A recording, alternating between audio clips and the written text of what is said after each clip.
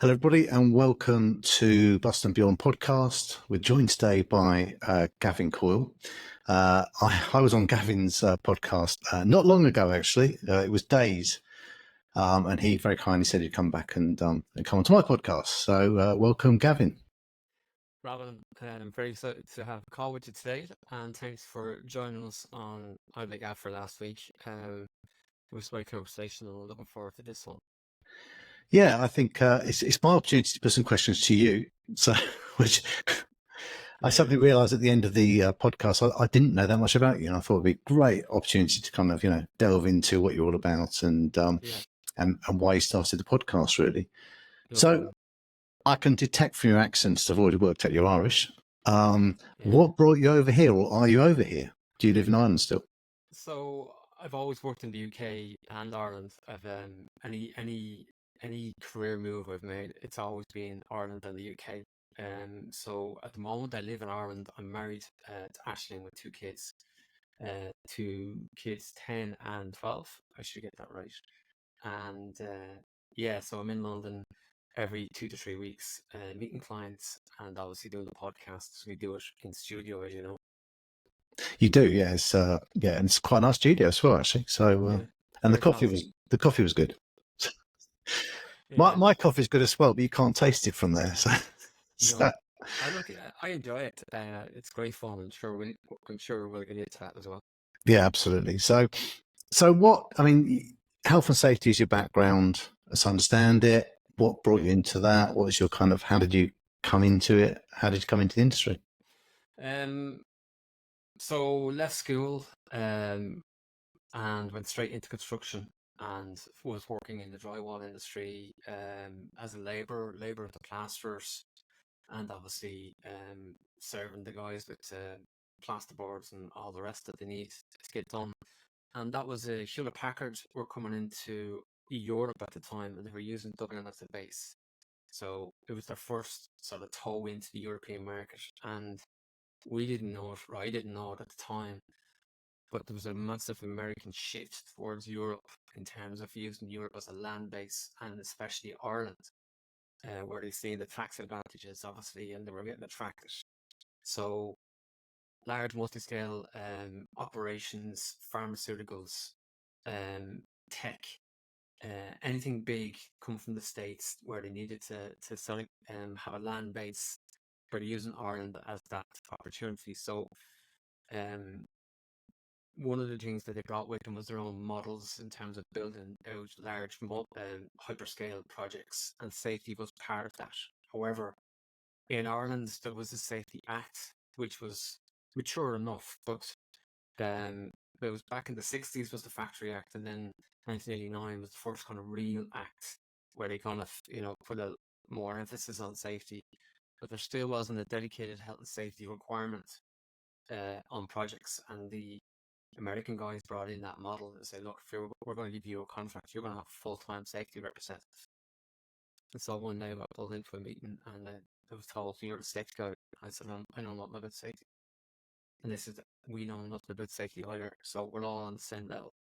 So I said, look, I'm going to need to get some training. So yeah, I would send you on some training, but you're our safety officer for this company. And the company was expanding at a very fast rate at that time because Intel had come into Ireland as well. So I did one contract with Intel, GlaxoSmithKline Beecham, Warner Lambert, which is now Pfizer's. So IBM, like the list is endless in terms of the scale and the opportunity that was presented to all these companies. And the company I was working for was at the forefront of that. But they were also in Europe and they were in the UK. And so Thanks. very quickly I was sort of outsourced, if you like, to the whole group to manage safety across all of the sites that was active. So um didn't really get much time to think about, or didn't really have a mentor. Uh, but within the first year and a half, I had problems on particular projects where there was a lot of safety incidents, and we were concerned about particular projects, and I was trying to place a specific emphasis on that project. And I was on the job one day, and I got a bang on the cabin door when we were at a meeting, and we went straight out, and one of our young lads had fallen down a hole head first and was bleeding very badly from the head. So I had to pull him out of the hole, and I went for him in the ambulance, and he kicked and screamed and fought for his life, but he died the next day from head injuries. So, ding-a-ling-a-ling, 17, 18, 19 years of age, wake up call for Gavin. This is more than just paperwork and personalities. This is real. Um, I never felt that that guy was going to die. I knew he was struggling, but I thought it was just, him sort of dealing with a cut in the head, but I found it to be more trauma than that. So dealing with the family, dealing with the health and safety inspectorate, dealing with the aftermath, dealing with the court cases, dealing with prosecutions. We didn't get prosecuted, but it didn't matter. It was on your doorstep, and it was one of your guys. And seeing a lot of great initiatives and drive for health and safety officers, but then we've seen that wane off over a period of time, or people start feeding themselves back into their normal routines. I'm not saying that they were unsafe, but they weren't as focused as when a fatality happens. And I've seen that even to the current day when we investigate fatalities, that there's a great rush for everybody to do more than what they've been doing, and they settle back. And in around the same time, my brother had just finished his leaving cert, and had left school, and they were at a beachside down in the west coast of Ireland. 9 of the classmates and a freak wave came in and swept them all out to sea, and all died, including my brother. One was resuscitated on the beach, so 3 died, and one of them was my brother. So between fatality and sight, and then the brother, I had 2 sort of personal and a career trauma in around the same period. So it was kind of like wakey, Dan. This is what you have to stomach if you want to stick with this career. So I did, and I'm glad I did. And today I have a couple of successful safety businesses that provide consulting to energy companies, utility companies, but we also outsource safety professionals. So, I mean, losing your brother, lots of people have come on the podcast that have had horrendous things happen in their careers, life, and it's one of those things that it's just a difficult thing to deal with. I expect. I can't say that from my own kind of experience. Does it make you stronger? It's a great question. I didn't realize I was carrying that emotion with me as strong as it was until later on in life. Actually, I would say it took about 15 years before a penny dropped with me that I was making emotional, personal decisions in the business world that was actually related to that trauma. Well, I suppose I would have looked at myself as a sort of a bull in a china shop, go, and get it done, and scale the business. Everything was 110 miles an hour, and then when I looked at it, wherever there was conflict that arose within that chaos, and I look back at it now and it was chaos in terms of business sense. My approach is totally different today in terms of what it was then. I'm not the bull in the china shop. I'm not the guy that takes things personal. I'm very much, it is what it is, and I'm more empathetic than ever I was. But I've always been that way. But in terms of seeing things from a helicopter view rather than going toe to toe with people, that day is gone, and took a long time to figure that one out.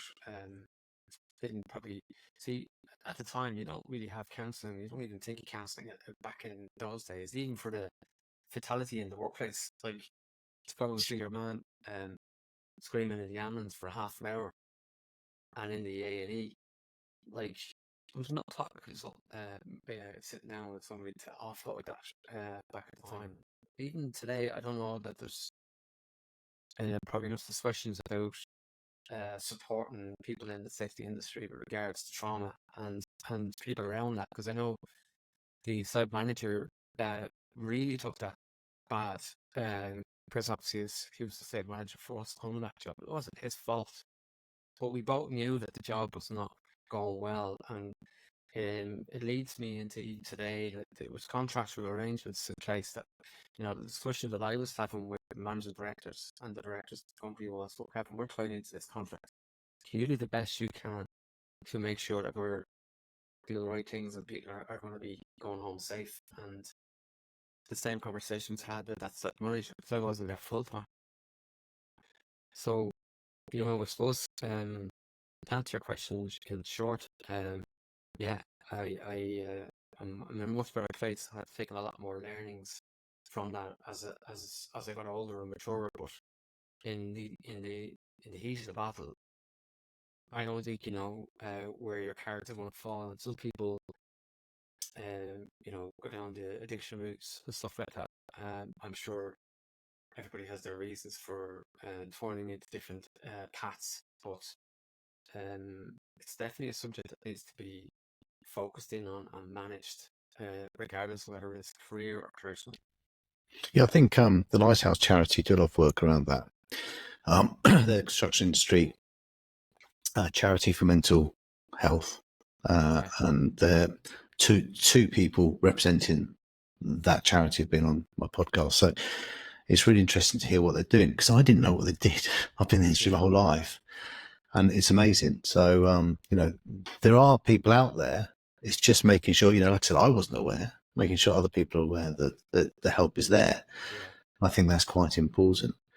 I mean, I remember as a young lad, having a near-death experience on site, and it did teach me something. And it kind of, as far as health and safety is concerned, I'm not that concerned about the paperwork. It's not the thing that I look for when I'm on a building site. It's how safe people are. It's their kind of real physical safety. So I was down a trench fitting some acros to some trench blocks, and the sides caved in. I was 17, 18. Very, very good digger driver. Put his bucket over me. Yeah. Saved my life. Yeah. Unfortunately, he died a few years ago. But, that kind of thing does happen. You think, wow, I couldn't see what I was doing wrong. Yeah. There's better ways of doing it. Yeah. So, and now I get really cross with people. This is the only time that I shout is if I see someone down a trench without protection, because I know how quickly things can change. Yeah. So every second, it counts to get them out of that trench. And I've seen that a few times because people don't understand. And it is a big killer. Yeah. On building sites. Massive. Yeah. I've met digger drivers who explained to me that the process of as soon as they see someone being covered over, how they operate the machines, and it blows my mind. Even one guy was kind of saying to me, like, for the toolbox talks, if a guy does get buried, make sure he puts his hands over his nose and stays there while I, get the bucket in and get that message across to the toolbox talk. I'm going, oh my god, I can't believe we're having this Well, conversation. at that stage, a few broken legs doesn't matter. It's about surviving. Yeah. So it's quite an important area. And when you've worked on site and you've kind of been there and done it, it does kind of hammer at home. Yeah. How dangerous it is, and how simple little things. And kids are kids. We've had a lot of young people in the industry jumping off scaffold into sand. Yeah. Great fun until there's a padlock or a scaffold hole in the sand for some reason, which you get. Yeah. Yeah. There was a very well known case, and it doesn't have to be a long with construction site. It can be anywhere. I've dealt with situations where I was advising a transportation company, and they had a leak in the roof, and it was coming up to Christmas, so they had a lot of stock in, and it was dangerous, obviously, in terms of the commercial reality of losing stock. And they asked me what to do, and told them what to do, whatever, and they went a different direction and took on a guy that wasn't suitable for the job, and he fell through the roof down to his death. And talking to the owner of the business and the guys that were involved with that, Like they didn't do that recklessly. It wasn't that they, it was just, they didn't think that it was that something could happen like that. That it was so it could so easily happen that a fella that was doing roof work for the last 30 years, and he took his word on that because they didn't do proper due diligence on him. And I suppose there's a conversation between doing too much and going overkill, and then sort of having a medium ground. I like the medium ground because I think health and safety should be an integrated system within the business, and it shouldn't be sort of a bolt on. And I have a lot of case studies where I've proven to increase the profit of a business by bringing in models that I brought into certain companies that actually produces money for the business using safety. And I don't think I don't think owners think laterally enough in terms of how safety can actually improve the bottom line. I must say, I listened to your podcast. See, I went back Thank and you. listened to your podcast, and you had a guest on talking about a situation where there's a scaffold all the way. They put a scaffold all the way around for, I think it's a roofer or some repairs or something. And the roofer came in and went, "That's in my way. I was Yeah, going to do it with a ladder." that's very key. I mean, you've got to change people's approach. You've got to change their mentality. You've got to, Yeah, change the way they approach health and safety. And I think it is so important. And lots of accidents happen out of ignorance, yeah, which, by the way, in law is no defence. no, But even so, we need to educate ourselves around these things: what is dangerous and what isn't, and how to do something safely. yeah. Well, like, again, I keep on going back to I have a business hat on me when I look at safety. I don't have a safety officer blinkered view of, get down off that ladder. I'm kind of thinking, are we employing the right people? Are we paying the people the right money? Uh, do we have enough money and resources to buy the right equipment? Like, there are conversations that are, you know, probably don't get enough air because the safety officer is just dealing with a firefighting situation or a reactive situation or the culture of a company, and therefore they have to accept that this is the way the company operates and that they don't buy scaffolding for a certain reason. And if you don't buy scaffolding, that's not the end of the world for me. Is it safe? Is it fit for purpose? Is there competent people using it? Can you trust that people will use it in the right way? They're the type of things that I like business owners to zone in on. I'm not here to sort of devalue safety.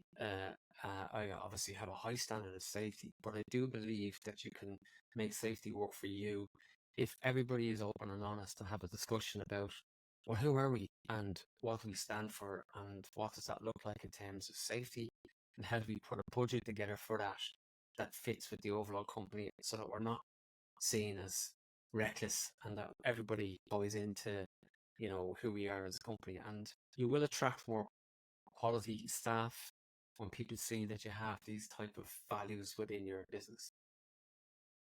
Yeah, I mean, I talk about branding a lot, and branding to me isn't your logo, isn't kind of what appears on a signboard. Yeah, It's how people see you from the outside of the company. yeah, And I bang on about hard hats a lot, not because people get hot on the head. yeah, There's lots of things about hard hats that are really important, and I've found that been important. One is it looks professional. People expect you on a building site to wear a hard hat. yeah, Okay, that's not the reason why you wear them, but that's another reason to wear them. The other thing is, if you can't get your lads to wear a hard hat, if they're going to ignore you in that, when it's black and white, they should be wearing it. It's for their own benefit. There's every excuse I've heard under the sun. We've got chin straps, got different types of hard hats, all this kind of stuff. yeah, Just not doing that. What else aren't they doing? What else are they ignoring you about? yeah. No, no, You but know, again, I would challenge that, and I know we are going with that, but my ethos on that is let people um be part of the decision making process. And if, like, I've had situations, for example, on a site where you might have laying grid ceiling being installed, and it's just next to near impossible to actually wear a hard hat when you're, as you know yourself, installing, or it could be plasterboard ceiling. It doesn't have to be laying grid ceiling. the dangers with the laying grid ceiling is that the guys are on the scaffold and then they start using the ceiling to sort of move the scaffold along with them, and not knowing that there might be a raised floor tile removed, or there might be a variance in the floor space.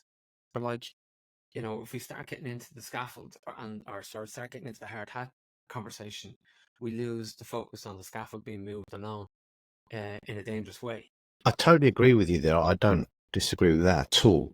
My point is when you're meant to wear a hard hat, so many people don't. Yeah. Whereas in a situation where there's no risk to injury to the head, so for instance, if you're on a site where you're block paving, Yeah. and there's no machines around you and there's no risk, there's a hot day, yeah, it's a stupid thing to wear a hard hat. You're just going to overheat, you're not going to have a good time of it, and you're bent over all the time. Like, again, but I'm sorry to go crash you. Like, you can get caps, these fancy caps now that like warehouse logistics guys buy, and they're still kind of within reason. That they mightn't stack up in terms of the rigidity or the constructability for a business site. But if it's outside and you still want to have a brand, and some safety officers just will have zero tolerance, so they say, I need you to wear a hard hat. Well, this is a hard hat. It's actually with a cap on it to keep the sun off my neck or face or whatever it is. So, like, I'd like people to be more. I think what I'm trying to say is that there is no right or wrong or rigid model. I think there's a model for every culture, and as you say, brand.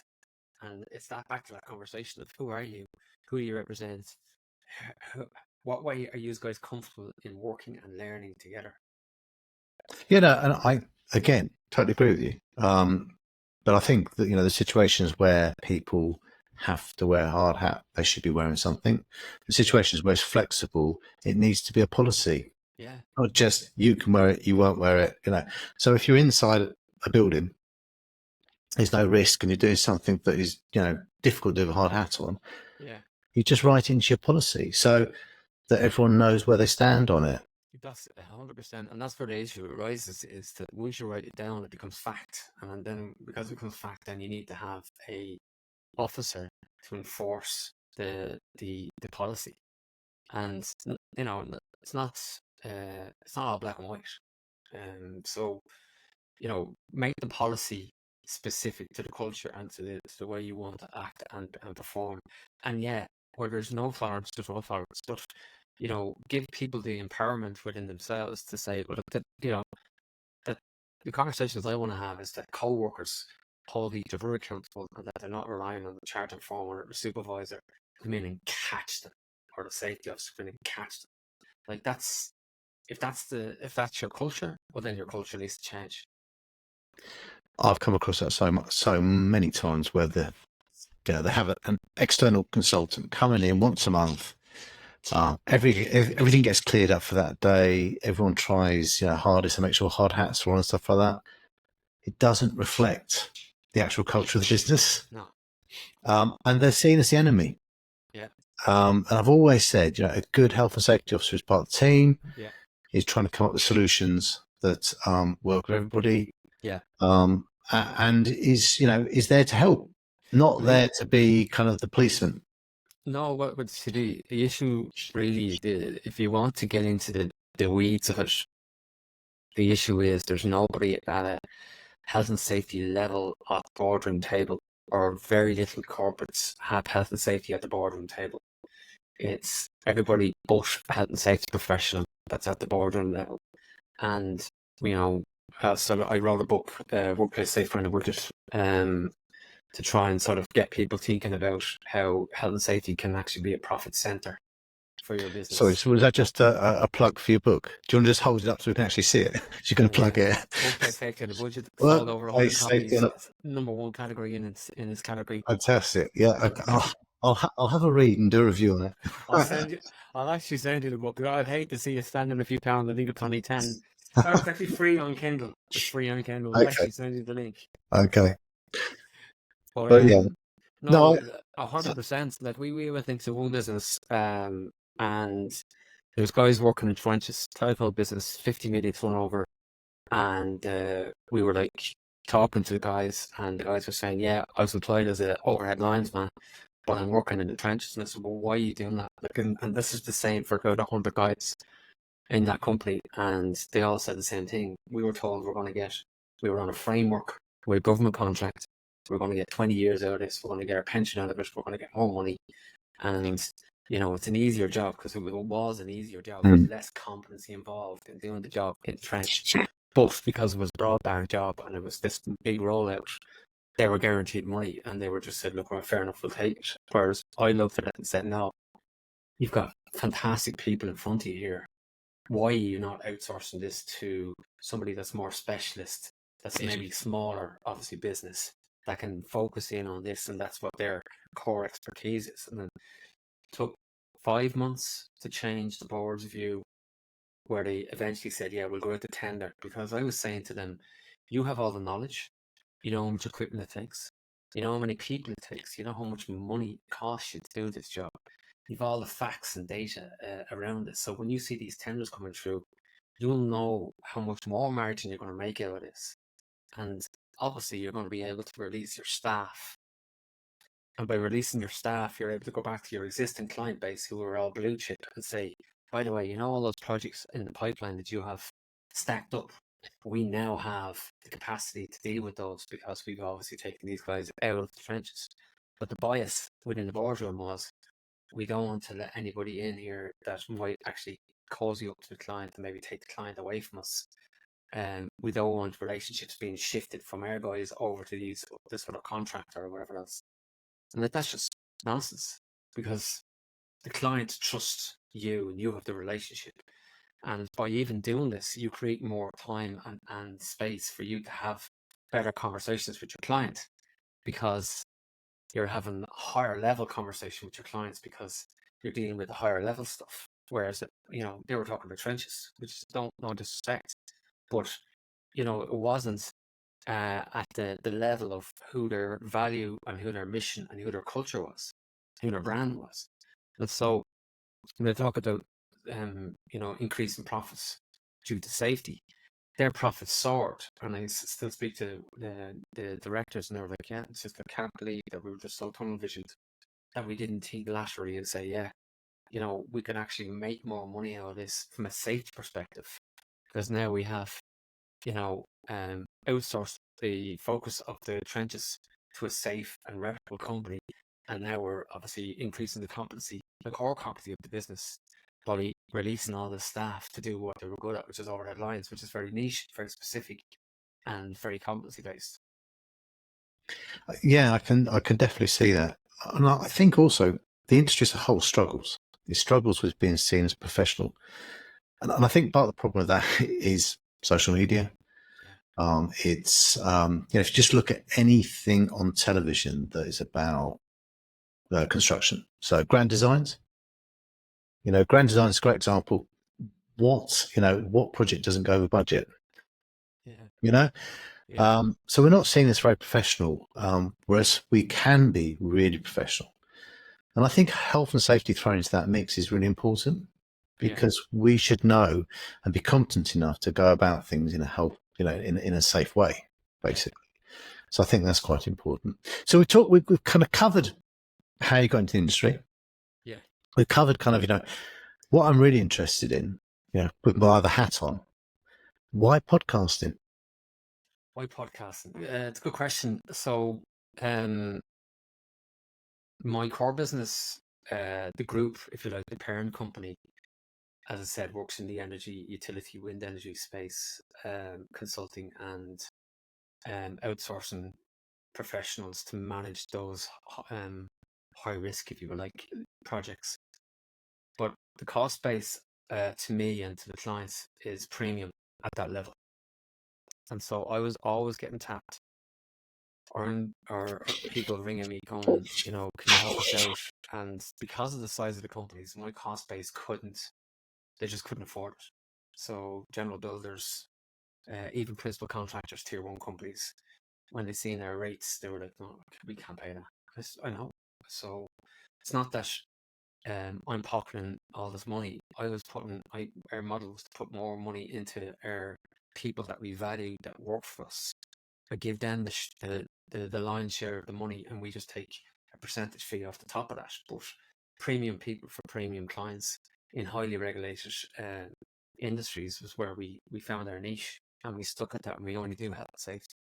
So I couldn't fix, if you like, and I'm not trying to fix it, but I couldn't find a model for the small to medium enterprise, and I genuinely did feel for a lot of the guys, because I grew up in that career environment, where people were just struggling and working hard and working mad hours. So I was saying to myself, well, how do I do something in that? So about a year and a half ago, I set up gavin-coyle.com, and I said to myself, right, what are the fundamentals that a new construction owner, or somebody breaking into construction, or even an existing construction owner that might be struggling with the health and safety, on what exactly do they need? What do they need? And so I got all my team of uh, safety professionals together. So what do they really need? So we said, right, these are all the documents that they need. So it's right, let's give it to them for free. And everybody looked at me as if I was mad. So give it to them for free. So they're downloading it off the internet. They're getting it off Facebook groups or WhatsApp groups. Let's put it in a nice professional manner, and let's bring them into the business of, a centralized professional model. And let's give them free safety courses as well. They're not competency courses, but they're 20-minute certified courses to try and help their workers, and maybe in the future, when they want to get more sort of mature about their business, and they want to get more scalable about their business, we'll be there for them, because we were the first point of contact to help them out in a free model, that they can come into a paid version, which is kind of it wouldn't be a premium, but it would be something that could fit into their budgets and pockets when they are ready to mature and go up the ladder. And so we set up Gavin Coyle with that view. So we have over 1,000 templates that we've built from scratch. Everything from checklist inspections, RAMS documents, construction plans, you name it, safety policies, everything is there in the system. We've created an ecosystem of supply chains. So we're working with suppliers of health and safety equipment, safety services, and they're now offering discounted rates for that community. So anyone that signs up will get discounted rates for that as well. We've got safety alerts. We've got a hub, a safety knowledge hub of all that's, I don't understand what a principal contractor does. Okay, you go into the safety hub in their dashboard, and there's everything they need to know in terms of education, educating themselves. So we have a load of really good stuff in there. But I suppose from the podcast point of view, it was, okay, I know a lot of these guys in this industry that are struggling. I'm hearing a lot of the horror stories. I need to reach out more into that community and learn more from people, and I want to give back even further if I can, by bringing on the likes of yourself and other experts in their own field that have lived the experience, and they can give back some nuggets of helpful information and tools and tips that they can bring back into their own business, and bolt on to the success of their business and help these guys out, because it's a very vulnerable position that a lot of them are in. I would suggest, if you even look back at it, most of them are there's more of them that are in trouble than not in trouble in terms of financial risk, and safety just gets safety will get hit by default on that. So there's a natural progression between both. But rather than coming on and having a podcast full on about safety, I love talking to business owners about their struggles and their achievements, and everybody wants to tell their story. And I'm the gaffer was kind of like something that just came out of our heads and said, like, yeah, I'm the gaffer, because everything stops with me, kind of a scenario. And so that was the intention of this. I was never dreaming as a podcaster, or as this sort of TikTok sensation, as my kids say to me now. No, I do totally get that. I think I read a book. I'm terrible at names. Alex Hormonzi? Maybe, I don't know. It's basically I think it's the book's called $100 million deal. And he talks about if you get out there and you give everything away for free, not on a one-to-one basis, but that's a good thing.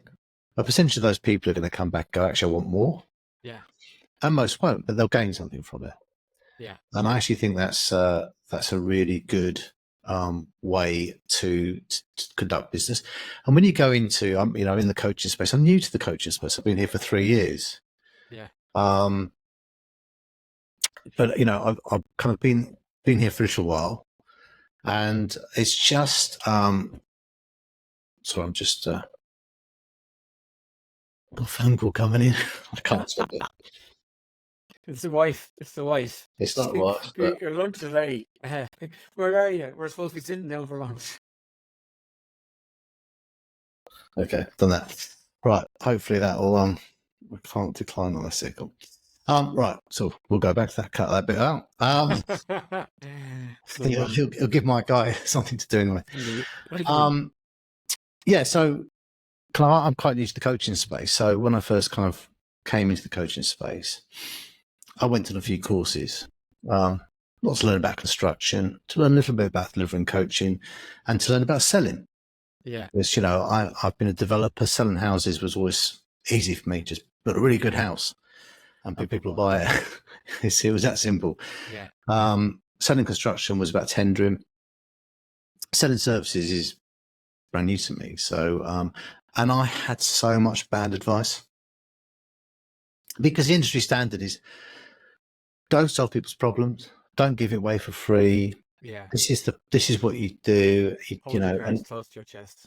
Yeah, hold your cards close to your chest. And I've got a digital course at the moment. And I'm on the verge of going, look, just have it. Just do it because I want people to get some benefit from it. Yeah. And it just seems that there's a barrier to people kind of paying for it. Even if it's £10, there's a barrier to people paying for it. But then I don't want 500 people to sign up and not use it. So it's kind of that kind of thing. But I'm a huge believer. I want to make a difference to the industry passionately. I want to improve what I'm doing. I mean, I can tell you now that, clients I took on 2.5 years ago through when I first started, I did not service well. Yeah. And I'm learning every day. I know about the industry. I know the mistakes I made. I know what people should do, but it's trying to get that point over to them and make sure that they do it in the right way, in the right order. Yeah. But there's a lot of bad advice out there. And I think this whole idea of giving stuff away and just kind of giving value is really important, actually. And I think the people that stick out, the people that are, not in with the crowd, will do that because they're not afraid. I mean, it's taken me, I won't even tell you how many years. I just say over 30 nowadays because it's too many. It's taken me over 30 years to learn what I know in life and in business. Yeah. I can't give that away in an hour, 2 hours, 5 hours, 20 hours. I just cannot teach that. Yeah. In the short space of time, but I can give people stuff they can do and things they can improve. And there's no secret to it. There's no secret to running a business. It's consistency. Yeah. It's kind of having systems in place. It's being scalable. It's understanding what you're doing and it's servicing your clients. That's it. There we are. You've just had all my value. But that's what it's about. And it's, that's really important. So I love the fact of giving this stuff away for free. Yeah. And I mean, it's all the legal documentation, the safety policy, and it's a safety statement. It's the risk assessment templates. But we've got so stuck into it that we even started doing construction plans for carpenters, construction plans for bricklayers, all of the good stuff that we had built up over the years, like 20 odd years. It was like the guys got a great buzz out of it because they were doing this as a side project for me. Yeah, I was paying them to do this for me, but it's gone into more and more and more stuff. And now even some of the guys are saying, by the way, I have a mate who's a builder and he's after signing up, and he said this is brilliant. It's the best thing that ever happened to him, and he wants to do videos. So we're now sending out video recording guys out to business sites to start creating more courses. So here's a ladder, how to use the ladder, and it's not a certified course, but people don't have the demographic we're looking at. A lot of these guys are very time poor, and you know, when you talk about giving this stuff away for free, it's more probably because they're time poor as well, that they just don't have time to sit down with a consultant, go through it all together. Just give it to me. Just tell me what I need and give it to me. They're in that sort of mindset. And, they don't want to pay much for it because they're not really putting a major value on it. No, they're not. And that's so important. It's about the value. I mean, I've designed my course, literally it's 10, 15 minutes a unit, because Yeah, my attention span's not good. I'm the same. So, I know theirs isn't. So it's get as much value over to them as quickly as possible. Yeah, And I think that's really important. But yeah, it's time. Don't even get me started about our industry and the problems the smaller companies have. Just answering the phone. yeah. There isn't. Just the simple stuff like I'll call you back and calling you back. Yeah, Half the people, and I speak to hundreds of people, half the people don't ever call me back. Might be because they're completely not interested in talking to me. But then most industries, when they turn around and go, yeah, not interested, mate. Thanks, bye. yeah, Great. yeah, Great result. That's fantastic. I don't have to waste my time. They're not wasting their time. Let's move on. yeah. Or the classic. Uh, oh, that's brilliant. And dive into it for the first couple of weeks, and then don't really want to do that anymore. Yeah. And then something else shiny over here they'll pick, and then Oh, the shiny. Yes. Yes. Even I'm guilty of that. So, the shiny objects thing, which is basically you sign up to everything and do nothing. yeah, Because you don't actually, I talk about that with social media with clients when they go, we're going to use social media, we're going to use LinkedIn. Okay, that's a good idea. This is the way to use it. This is why I'd approach it. This is what you should do. Great. 2 weeks later, nothing's happened. We're giving it up. This is a 6 month to a year strategy. It's not going to work in 2 weeks. No, it's just no one's contacted us. We haven't got it work from it. yeah. It doesn't, and then they poo-poo the whole thing and says, "Oh, that Yeah. doesn't work anyway." And I don't know why people spend that money. That's stupid money. But I suppose people don't think about the end in sight. What is the end result later on? And that is, as you say, a 2 year. Could be a 2 year. Could be a 3 year. Could be a 6 month thing. Yeah. I like getting in. I like having those conversations. We don't have enough of those conversations. So when a business owner does contact us, well, what do you want to achieve with us for you, and how does that look, and how much involved are you going to be in the process? And it might not be a fit. People might say, look, to be honest with you, I just want to get this sorted now, and that's where the free model comes in. We'll just take it for free then. Just take whatever you need for free. But in terms of if you take paid version, I'll give you a safety manager with over 25 years experience at like 20,000 a year sort of cost model, and put that into context in terms of the size of your business and the percentage of your investment in safety for your overall business. And if you're talking anywhere from up to 15 million, it's pittance. You know what I mean? But again, took a long time for me to figure out how do you fit this model in such a way that it's not going to burn me and it's not going to destroy my guys' motivation and their passion to do this and help people as well. And there's got to be value on the table for both sides. And so it is a work in progress. So, I could be coming on your podcast in a couple of years' time and go, I had to end that because it's just. I mean, I speak to my clients, and people want to be my clients, and people that don't want to be my clients. A lot about health and safety.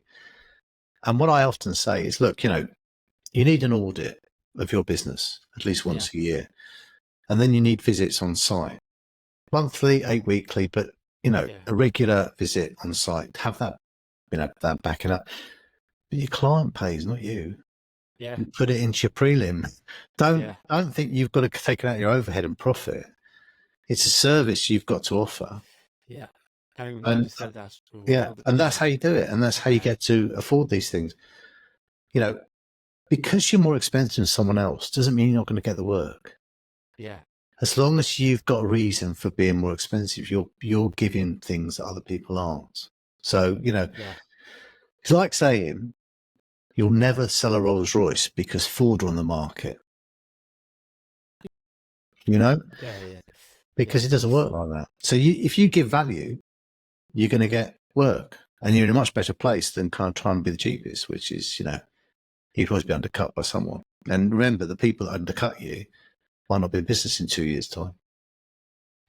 Yeah, I think I love that you said that as well, because like people just need to, if your model is to sort of beat a ball in the china shop or just you know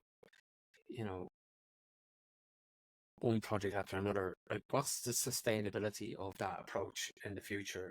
Either you're going to end up with a issue, you're going to have safety issues, you're going to have financial issues, or when the dust settles and things start, is a downturn. Where are you in terms of the protection mechanisms that you've built up within your business? And it's something even for my own business that I'm always constantly checking myself on is, what does the future look like, and how am I ready for the next down curve or the next downturn, and what would the business look like in that model? And like through COVID, we were as busy as we ever were.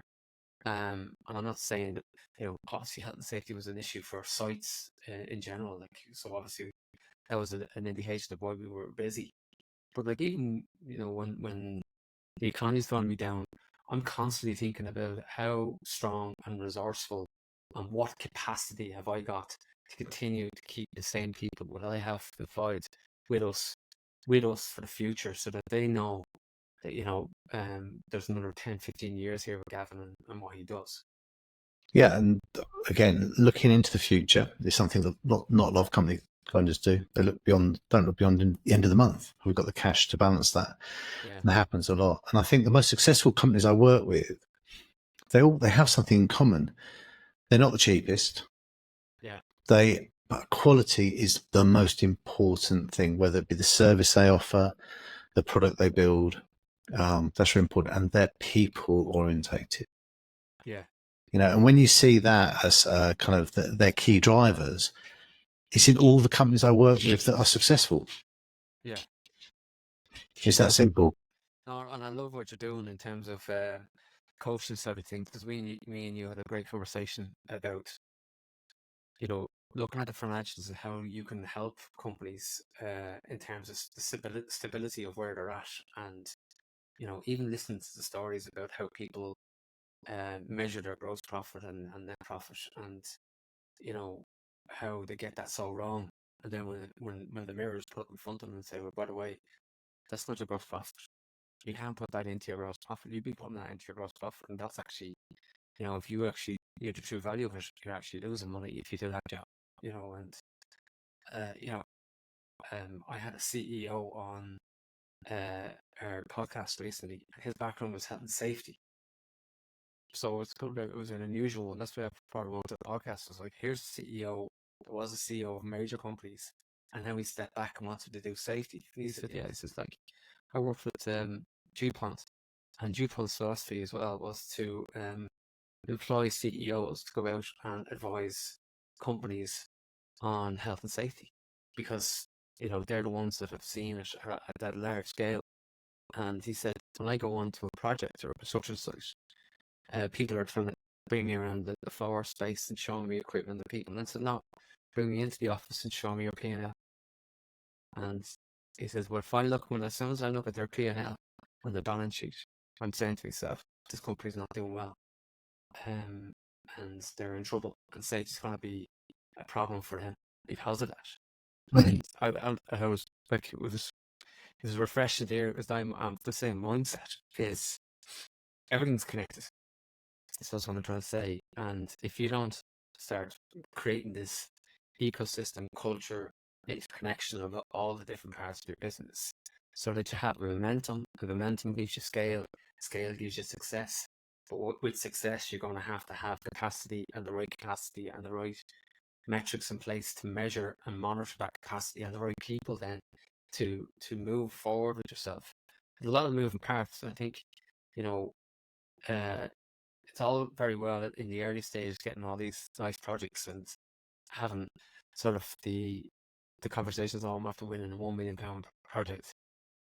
But like, can you deliver that project? Do you have the capacity to deliver that project? Have you got the model set up in such a way that you can actually deliver that project? I'd rather see people saying, no, I can't take that project. Oh yeah, totally. I mean, that is such wise words.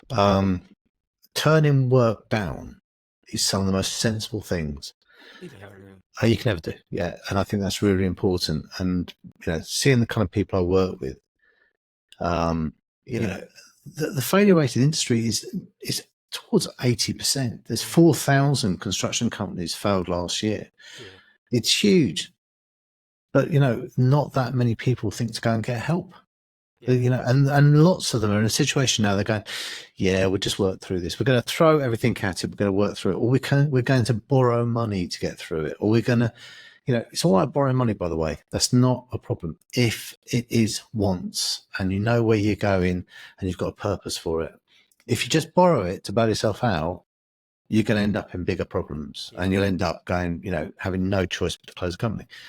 But so many people just don't come and say, look, we'll get help. And I think this is why I started running the workshops, because I wanted, rather than just to be on Zoom and do things virtually, I wanted to offer something that was in person.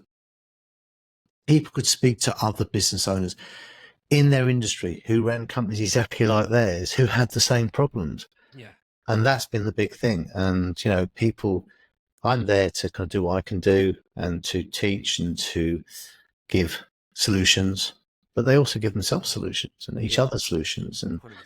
you know, And friendships out of that. And yeah, it's a lonely world. Without getting down into you know, bringing the levels of down in terms of enthusiasm for the podcast here, but it is a lonely world that these guys are living. It's like they see more of a business site than they do of their family, and they're valuing that time in the evenings or the weekends to try and get that time back. So how do you shift their mindset to say, by the way, no matter what you're doing, you just give me 2 hours every week or 2 hours every month, and you're going to be in a peer-to-peer program where you're meeting like-minded people and you can share information that's actually going to make you come off, give you back time, make you come away from some of the stuff you're doing that's probably, by dollar value is not the best use of your time. And I love the fact you've zoned in on that as well. That's how do we shape this? it is, and it's kind of shaped me as well, because I was doing I was offering a package which was, I'll be honest, very honest here, because I'm learning as I go along myself and what's powerful and what works with people. But I did a package with 1 hour twice a month with a group of people, teaching them how to run a construction business, and it was great and it was going okay. And then I thought, I know what I'm going to do. I'm going to run a workshop. And it just blew my mind how powerful that was. Yeah, And it kind of made such a big difference. It made the package of 2 hours, 1 hour twice a month seem like a bit obsolete, which yeah, I've got rid of it. yeah, People sign up for the same price now. They yeah, get a day's workshop and they get an accountability call in a group so that everyone knows, gets to know each other and gets to support each other. And it's just changed everything. yeah. And like as I said to you, you light up when you talk about your workshops, and I definitely have to attend one of those workshops because it sounds oh, it's brilliant. And like I think we the marketing people, this digital marketing and the way the world is, we come in with all this flowery language, and it doesn't hit home. It doesn't really hit home to guys that are struggling, or the guys that are sort of small to medium enterprises up to 15 million. That type of language doesn't sit with them. They don't understand. It's not that they don't understand it. As soon as people start talking into this flower language, it's like they just turn off and go, "Look, it's another, charlatan trying to sell me a coaching course or whatever else it is." It's a workshop. I'm going to bring you all together. We're all going to learn together. We're going to learn and grow. We're going to be straight and upfront with each other. We're going to be transparent in a safe and controlled environment, and that's going to happen for a couple of hours every month. And all you have to do is dedicate yourself to do that Thursday evening gig. And then all we ask is that you, number one, fund up, participate, and maybe give back when you've learned what you've learned. That other incoming members or incoming attendees can learn from the same mistakes or the same lessons that you've got. Very Well, powerful. the workshops are actually a day. So we start at 10. Start with a Okay. bacon roll. That's a homage to the industry. a lunch is laid on, so everyone can have a good chat, and then we finish about 5. And there's normally a networking evening if people want to attend that afterwards, so they can just have a good chat and kind of talk about what they've learned. Yeah. So, they're great. They're a great day. I do them once a month, and they're different subjects each time. Some of the subjects have been so powerful, I'll be rerunning them. So we'll be doing 2 a month at some stage just to rerun the really powerful ones. But yeah, I mean, people keep coming back. You're getting teams out of that as well, I'm sure. You're getting sort of topics that probably you weren't aware that are probably topical to them, but not topical. You probably thought, oh, this is what they need. But then when you start talking to you about, oh, I actually never thought of that. Well, we have guest speakers as well. So we have people that come along and talk, because as a business owner, you haven't got time to look at 4 or 5 different bits of software to see if that's going to help you. Yeah. You get someone to come along to one of these meetings you're going to anyway and give you half an hour on their software and why that's right for you. Yeah. And then listen to other people ask questions about it and put it through its paces. I mean, you can't buy that. Yeah. Yeah. And then, like, I'd love to see the dynamic of that, because I've been involved with situations where I was involved with an entrepreneurs organization, which is an international organization, and I was a board member. And I did get a lot out of it in a peer-to-peer environment. Forget about all the other bits and pieces around it. But the big thing was a forum. I mean, you had to turn up for a one-day forum every month and share with like-minded business owners your personal and your career issues or successes or lows within the past month. And so I'd give a brief, and then no one was allowed to it was a safe environment, so you weren't obviously getting that information out, but nobody was allowed to give you advice unless they had a lived experience within the same topic, whether that's personal or career. And that's very powerful. Like, you didn't have to have flip charts and PowerPoint presentations and stuff like that. You had sort of real people sitting around together going, yeah, I've had the same experience. Here's what I've done. Yeah, and it saves time, it saves money, and it gives you perspective which you wouldn't get otherwise. So peer-to-peer is a huge thing for me. I think it's really important. I think if I'd belonged to some peer-to-peer groups when I was running my business, then it would have been so powerful for me. Yeah. And to be then taught as well, and workshops are about creating something for yourself in the workshop rather than just sit there listening. Yeah. So that's really powerful. It's the power of collaboration, though, Robin. It's because the industry is so fragmented and people are working in silos. Even if you get a small group of people together to work in the power of collaboration, say, okay, by the way, we have a common probably team here. We're all struggling with material prices for timber or whatever it is. Yeah. Okay, let's join forces together. Let's all buy the timber or put a tender out together. Totally agree. Totally agree. It's a much better way of doing it. And I think we've had the workshops work with 4 people. We've had them work with 15 people. Yeah, don't run a workshop, by the way, in the Middle East. That doesn't really work. People tend to go on holiday. Lesson learned, one chalked up for that one. But yeah, and it doesn't matter how many people, really, it still works. And that's what I love about it. It's great. And we run them at Hitchin Priory, which is a beautiful hotel, really nice grounds. So it's a nice environment to actually do it in. So anyway, Gavin, I could talk to you for absolutely hours, because considering we've already done an hour last week, you're sitting me. I think we could do another few hours yet. So, but no, it's been really great having you as a guest. I've learned lots about you, which before you're just that guy on TikTok. And I think you've got some lovely aims, and I think we definitely share some values.